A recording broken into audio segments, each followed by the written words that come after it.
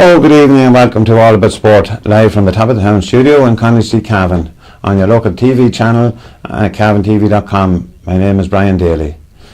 Each week we'll continue to include a wide variety of sport from around the county. If you'd like your sport featured on All About Sport, simply contact drumlinmedia@gmail.com. The show will be live on the internet every Wednesday evening at 7 p.m. and will also be deferred coverage on Smith's Cable Vision in Cavan Town and on cavantv.com. The programme this evening will feature hurling in Cavan, and we're joined in the studio by Owen Morrissey, Francis Dark and Vincent Owen. Welcome, gentlemen. Welcome, Ryan. Thanks, Ryan. Now, Owen, could you give us some outline of the history of hurling within the county? Yes, first of all, thanks very much for having the three of us in here tonight and to talk about hurling. I suppose going back in some of the history of hurling in Cavan and in the county, I suppose in the past, I suppose it was over a number of years, I suppose the barracks and the guards and things like that was hugely involved in hurling in Cavan. And I suppose now we're trying to redevelop hurling in Cavan underage, and with the loss of the senior hurling team last year and through the restructuring of underage, this is what we're really aiming at now, to create more clubs in the county to feed into a better underage structure and better development squads and a better senior team in the coming years, So this is really a development supported by the county board? Hugely in fairness by the county board. They've been excellent so far. I suppose first of all I started my position in October here with the coaching and games department, which is part of the county board, and I suppose we have the equipment, we have the resources, we have everything provided for us to implement our programme into the primary schools and secondary school sector, and as well as that we have now Francis and Vincent on board as well, who are undertaking two great projects now in the Cavan Town and Ballyjam stuff here we can talk about later on, hopefully, Right. And with the emphasis that there is on the football in the county, have pitches been an issue for you and your training and development? No, not really. I suppose with the coordination and the collaboration with the youth board and the county board and everyone working together really in a real positive way, and a positive way to move hurling and football forward together, because we all want to see our children and our kids play every sport, and take part in everything and try something different. So they're getting the opportunity now through the Masters fixtures and through all the great initiatives being run on both sides that the camp. We work highly closely together, hurling and football. So every kid has the opportunity to play hurling one week, football the next week. A weekend of football, weekend of hurling here, and they get to represent our county at hurling and football level. So it's a really great opportunity for both. So you're starting at a very early stage within the development at national schools, so maybe some of you will be able to outline the work that you're doing there. Yeah. Well, maybe Francis, maybe you might start off. Yeah, I'm actually the Urban Development Officer for Cavan Town, and my remit would be to develop a team within the club structure of Cavan Gales, Drumalee and Killygarry, and hopefully out of that we'd develop a team of under 8s for so from the school structures into a club consisting of those 3 teams, and with the hope someday the 3 teams will grow back into Cavan Gales, Drumalee and Killygarry out of that. What I'm finding out, I'm going to St. Phelim's, St. Clair's, Corlorgan, Killygarry and Crubany in the town, and I'm finding great success with kids. The kids are very eager to learn and very eager to play hurling, and I'm getting great support from teachers within those schools.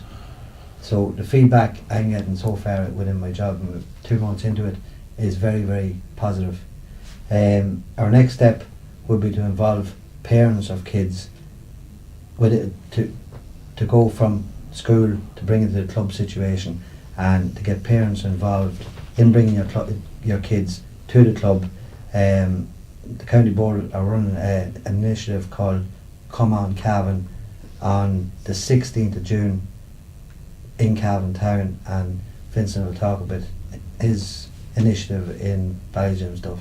Now, within the town where there would have been people involved with hurling in the past, do you find that that's a little bit of a help to you starting off? Well, I haven't approached anybody yet within the town, but from feedback and just general feedback between clubs, there is a base there to develop. So as yet I haven't sort of developed that, but I will be in the coming months. Now, Vincent, you are starting to work in Ballygymsduff, I believe. Yes. How do you find that the stage of development in Ballygymsduff? Well, I found I'm actually starting off from scratch in Ballygymsduff. There would traditionally be no hurling ever really in Castlerahan and Ballygymsduff town. So, as such, I have an advantage. I'm starting with a blank canvas there. So, my main remit of the job would be to set up a team in the Ballygymsduff town and surrounding areas, which I have 6 schools under my area, mainly based roughly around Ballygymsduff. I'd have Virginia, but they would feed into other clubs. Virginia, Cross Keys, they would mainly feed into other clubs, so they would. But the main remit would be to have a team, an under 8 and an under 10, hopefully, team set up, running self-sufficient in Ballygymsduff with the help of, hopefully, Castlerahan GAA club. Now, an important feature of any development of a new feature within sport is the support from schools and from parents. How are you engaging with both of those? Well, so far I haven't personally recruited any parents or coaches yet, but the feedback from kids, and through the kids you get feedback from parents, has been very, very encouraging, and from the schools and teachers in particular, very encouraging. Basically, we're creating a huge store at the moment, a buzz with hurling. As soon as you mention hurling in the schools now, the teachers can use it as a bargaining tool at the moment. Hurling, there's such a buzz going on with the kids, so that's a huge advantage, because through the kids you recruit the parents and you recruit potential coaches. Right, now we have some photographs of some of your activities from you started. Now maybe we could go through those now in a second or so, and you might each be able to talk about it.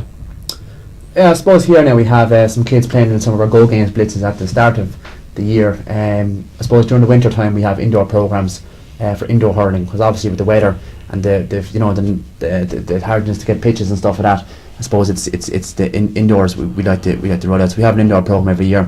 We have blitzes every year for indoor clubs and indoor schools. We also have school indoor blitzes and club indoor blitzes and stuff like that, So that's more of the pictures there now. This is one of our coaching courses we had in the winter, and I suppose it was a day that was full of ice and snow, and we had 2 top class coaches, or 3 top class coaches from nationally come up. We had Paulie Butler as national hurling director. We had Pat Conano as the national children's officer. Ger Downs as a fellow hurling development officer down in Limerick City, and they gave a great workshop there on the day, great fundamental workshop and a great practical workshop for all the coaches. We have over 40 coaches there that day, and they really enjoyed the day, so we'll plan to have more of them throughout the year as well, Alright, so you're gaining the experience from people who have been through this process in other more established counties. Yeah, there's great response coming from loads of different counties to see the effort and enthusiasm we're trying to put into hurling here in Cavan, and we're getting great response, great feedback from other counties, and asking us how we actually are doing things here now, which is a great thing to feedback, because it shows that we're trying to do something right here and trying to put things back to where they were, and back to maybe to a more established hurling team that people can pick up a hurley just as much as they can pick up a football and play both, And Right. We have some of our outdoor activities now when the weather is good. I suppose being in Cavan it can be a difficulty. I suppose I'm originally from Waterford myself, so I suppose coming up here then as well, you see all the lakes and everything and that, and I suppose it wouldn't be a familiar territory to myself, but it was great to have the use of the fantastic 3G facility over there in Breffni Park, and all other great facilities around Cavan, which is great to have. This is more pictures of the development day, and coaches really engaged with it that day, and the coaches were brilliant in the day, and that's all we have to do, as well as the children, as well as looking after games for kids and stuff, that we'd have to nurture the coaches in the county as well, and give them something to look forward to as well throughout the year. Right, and when you would show some of the photographs on a slideshow, maybe some presentations at school, would you find that people are developing interest from that? Yeah, well, kids, social media is a massive thing, I suppose, for nowadays. I suppose you can see with the Facebook sites and with all the pictures and stuff, and people can relate to. You see kids enjoying themselves, and see people out in even in the midnight leagues we had there, and we see kids enjoying themselves, having fun in a safe environment. Plenty of people watching, plenty of qualified people looking after them and stuff like that. You have some there about some of the more qualified people within the sport. That's right. Some of our top class referees in the county there, I suppose, that administrate our games and do a great job. I suppose that's one of the things that we have to look at here as well with the referees. you know, that they're upskilling themselves as well. Like, a lot of them are new to hurling as well. So a lot of them, you know, with the exception of a few, are new to the whole, you know, refereeing hurling, because there's not as many games that went on over the years, but they're quickly coming to speed now and they're doing very well, and I really appreciate the work they're doing.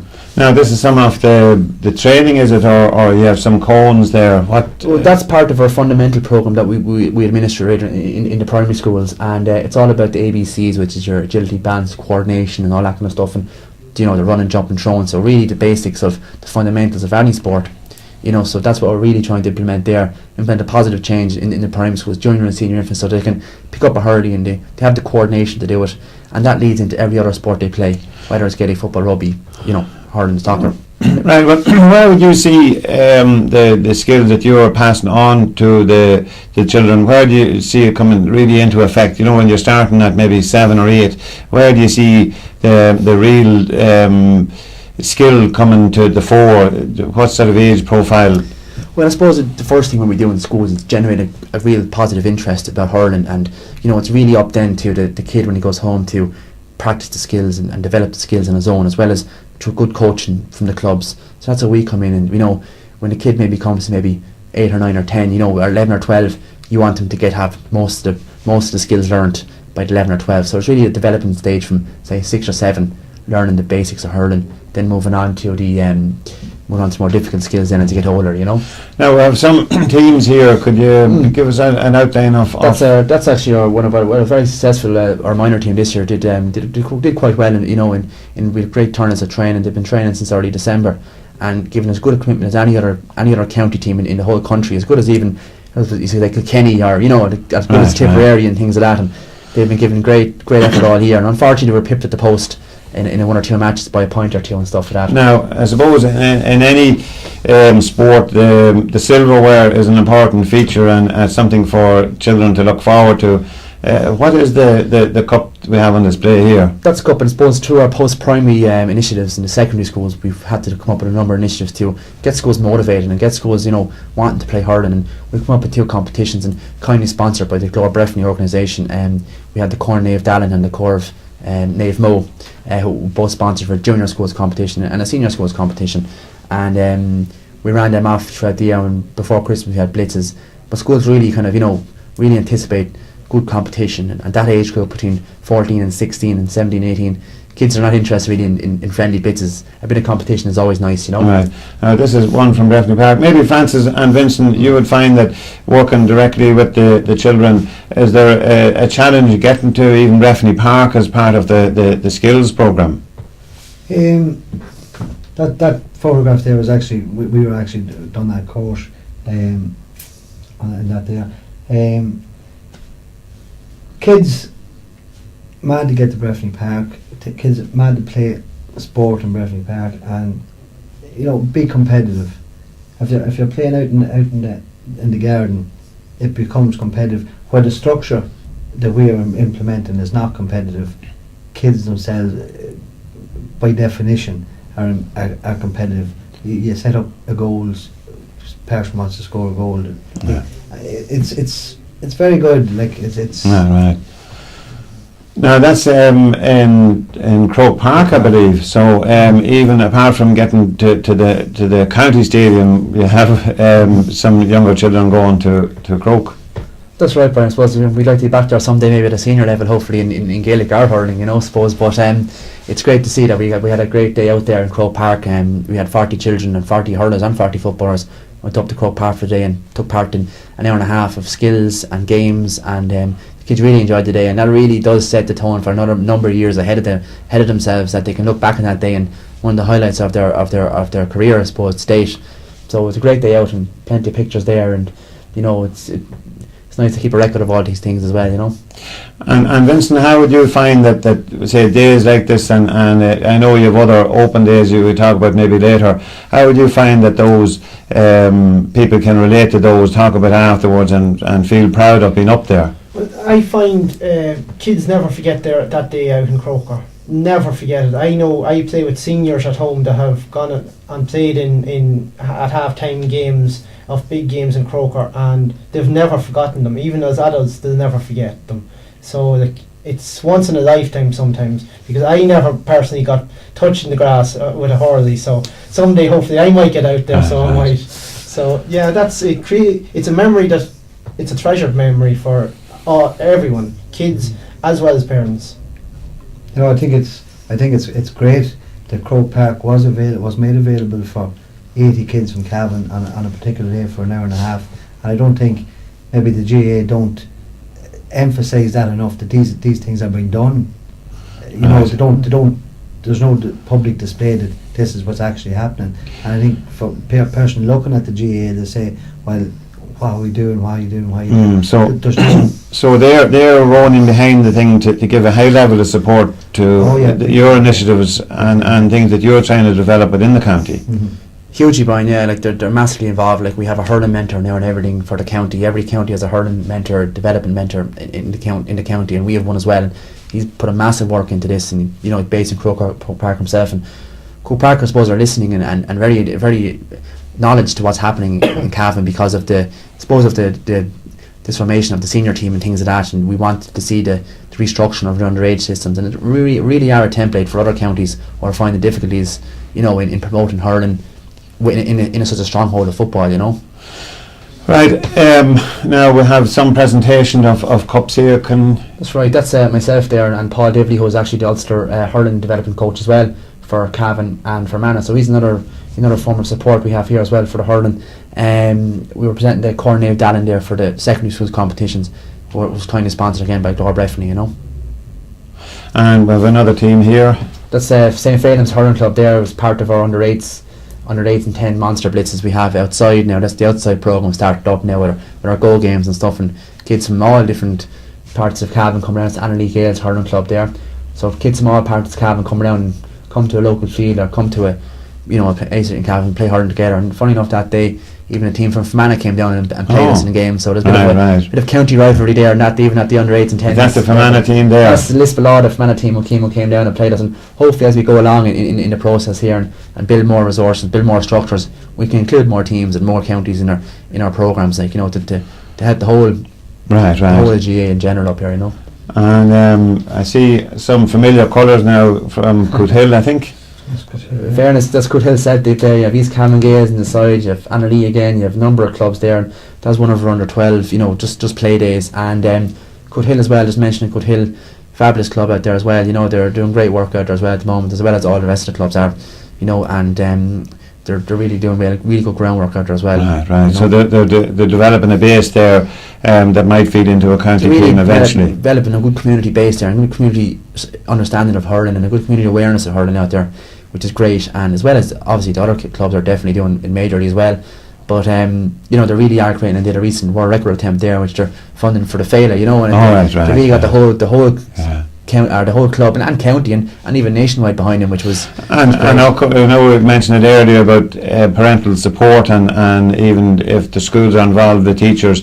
Listening to some of the more experienced auras on different interviews where they say that the children practice at home, and do you encourage that or maybe Vincent or definitely we'd encourage it. Like, basically we can only show them the basics for, say, maximum half an hour, 35 minutes in the school hour time.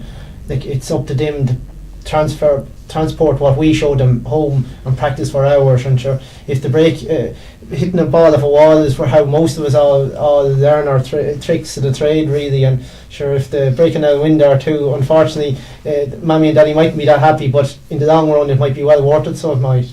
So if they get a county medal, you can say, well, my broken window contributed to getting the county medal. Exactly, yes, exactly. So it's all part of the overall scheme of things, so it is. Yeah, so it's buying in from everybody, from the family and from. But would you have found that, say, in particular families where there might be maybe on the female side that there might be good camogie, there's quite a few good camogie clubs. Would you have found that within families that it could be a skill based, maybe hand-eye coordination or good sports people? Would you have found that the male side of the family would be fairly good if they were given the opportunity to play hurling? Well, definitely, I find that, especially in my area, there is a few established camogie clubs already, and all the girls would be practicing at home, and if they have brothers and brothers playing, they'd be training with them. So they in reality they would be just as good as the camogie players, but just no formal clubs to attach themselves to. So that's another thing why we're trying to create enough of a buzz to get a club established up in both regions, really. Right. Now, another important thing, we hear about it on the news and read about it in the papers about the health component of playing sport. How important is that in your maybe training or encouraging people to eat properly or to have a proper diet, and is that part of the training?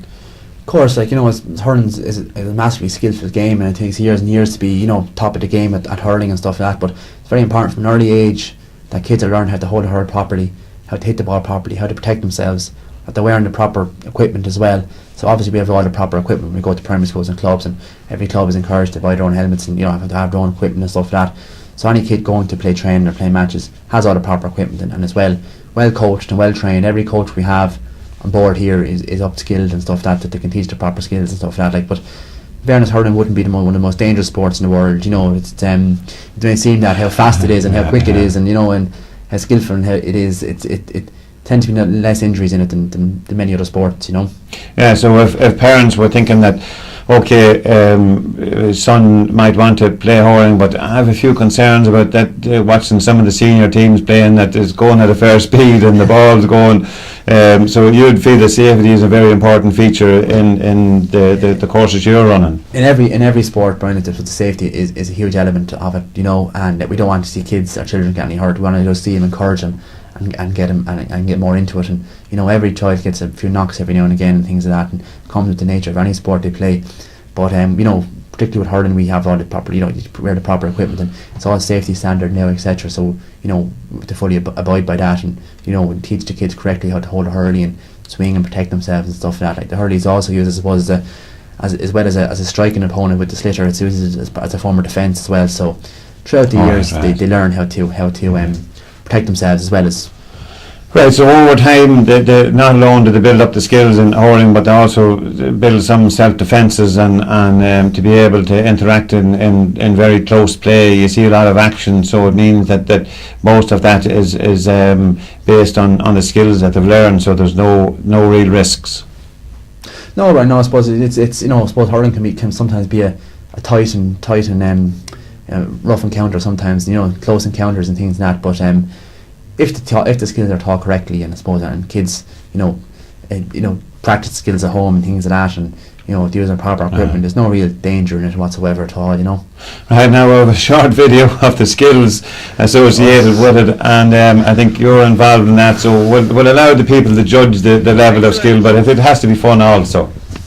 Correct, yeah. Just at a recent Easter camp, some of the video coverage now isn't highly professional as we hire tonight now, but it's myself here now, just suppose maybe showing what can be done, maybe it's not to be done on a field of play, but kids have a laugh, and it's all about having fun, I suppose, and, you know, kids really enjoy that. I suppose when you go to school and you give it a messing with a slitter and a ball, and kids go home and practice, and they see, like, oh geez, this is brilliant, you know, this is great thing to do, but I unfortunately missed it there, so, you know.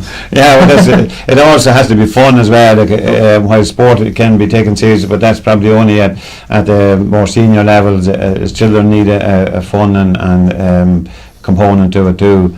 And we'll have another video, I believe, and this is younger children now. Yeah, this is like get respect initiative, I suppose, and it's throughout the GAA, and we're trying to get kids to shake hands after matches, and, you know, become part of the community and things like that, and they're just shaking hands just sort of there at the end of a game, and the Champions League, a good hard intense game, an under-8 game, but they all shook hands and were friends at the end of it, and, you know, it's great.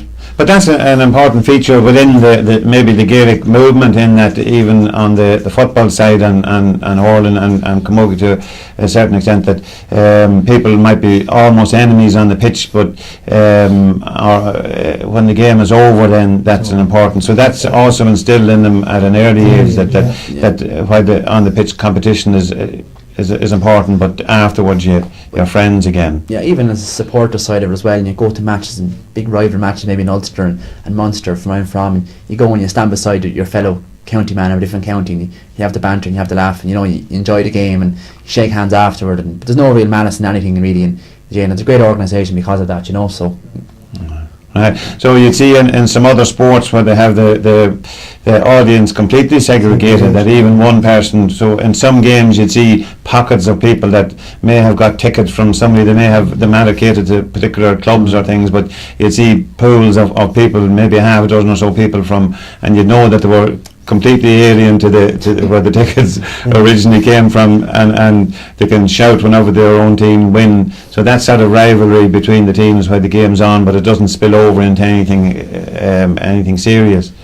no, I suppose that's why the GA is such a great organisation. I mean, a great opportunity to promote it here in Cavan with great success. And Cavan is great county for all your hurling, your camogie, your football, your rounders, your handball. You have great success across the wide variety of GA sports. So, you know, that's why it's a great community organisation, and it's imperative every town in Cavan has their own local club and their own local handball hurling area. So but it's a great county to come up to and to be involved in, and to promote hurling, and it's a great place to be. Right, I think we have one or two more photographs, and that's a shield. Could we maybe go through the what this is? Yeah, this is one of our blitzes, our hurling blitzes at the start of the year, and it's myself and Paul again just presenting the cup to Breffni College. Our part in our secondary school competition there. And many different competitions at that level would you hold? That's another photograph. And now. that's actually it's where we had an initiative at the start of the year. We tried to put together an adult recreational hurling league, and we're trying to push it hard again, like that people can come out maybe with no hurling experience and things like that, and play hurling and enjoy themselves and learn the skills, and then they can transform then into coaching the kids in their local club, you know. Now we'll run through one of or two of the remaining photographs, and maybe you'll talk us through it.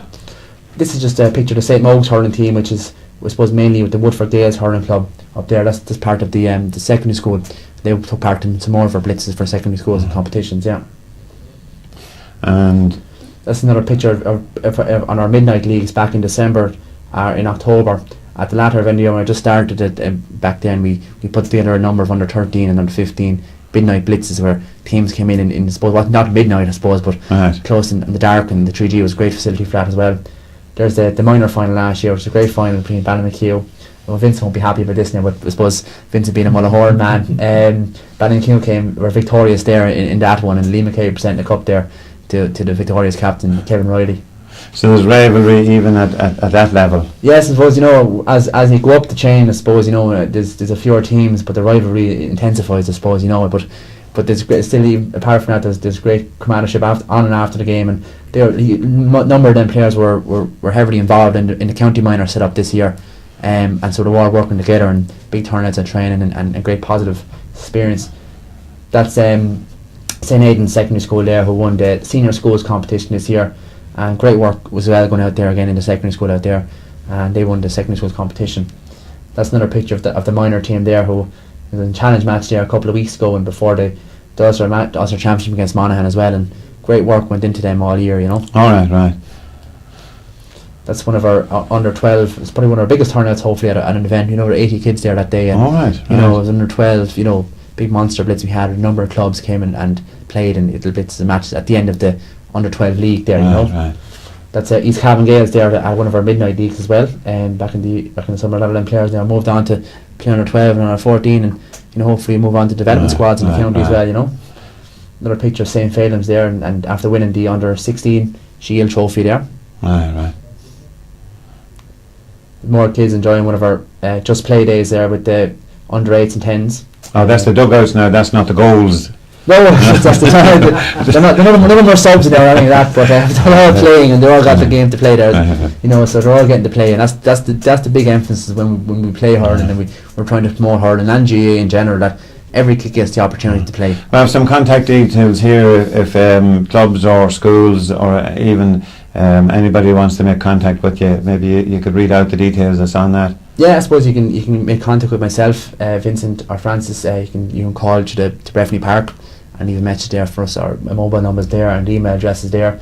And if anyone wants to get involved, if any coach or parent or teacher or anyone wants to get involved in what we're trying to do and create positive change here in Cavan, feel free to get in contact with So the ourselves. contact details are available on the main Cavan GA webpage. and there's a CavanGA.ie. hurling tab on that, is there? Yeah, you can go into CavanGA.ie and there's a hurling tab there. We have our Facebook set up, we have our Twitter set up, we have numerous forms of Right, social right. media and ways of people getting in contact with us and finding out where their local club is and where their local contact is to play hurling, Now, just before we finish, a lot of this is working towards development squads, and maybe you could talk just briefly about the development squads, because I think it would be important to get that in, because that's where all this work is leading towards. Yeah, well, I suppose like every county, no matter where you're from, that every kid wants to play and represent their county.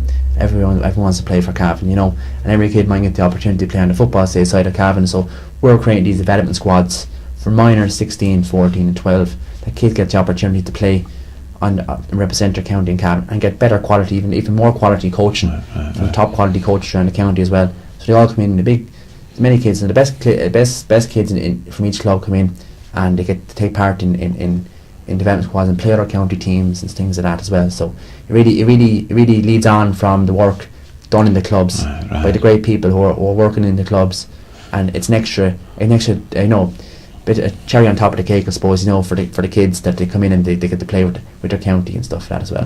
Right. Well, that brings us to an end. So we thank Owen Morrissey, Francis Dark, and Vincent Dolan.